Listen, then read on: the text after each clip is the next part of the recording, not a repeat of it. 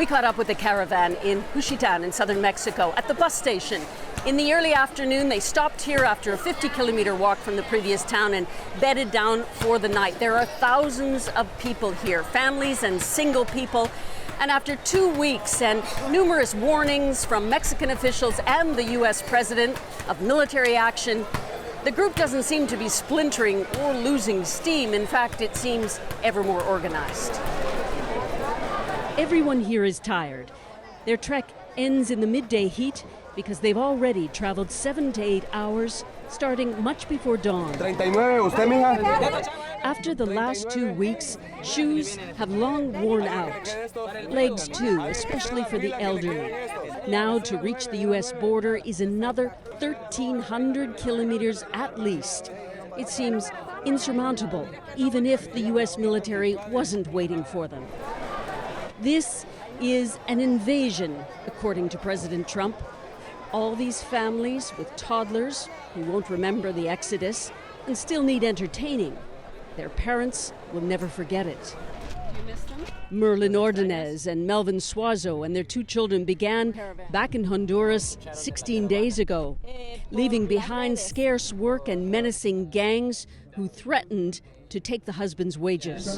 Did they steal from you? Yes, they stole shoes and clothes from their homes, she says. They're both exhausted. The President of the United States doesn't want the caravan to come to the U.S. He's putting military on the border. Does that concern you?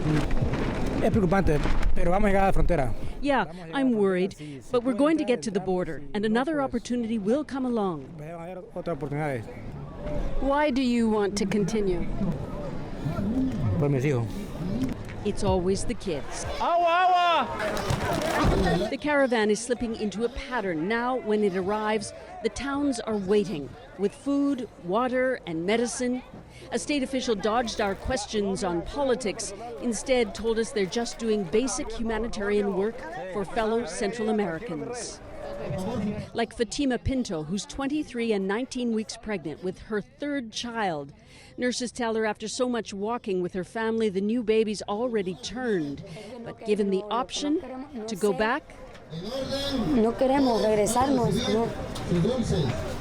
they don't want to come back. Ever? No. So far, we haven't come across reports of violence on the road. There is a hypersensitivity to any image of a reckless mob. A scuffle on Saturday was quickly doused by people in the caravan, not police. But even while they get spruced up for the next leg of this journey, no one is confident they know how it may end. Susan Ormiston, CBC News, Juchitán, Mexico.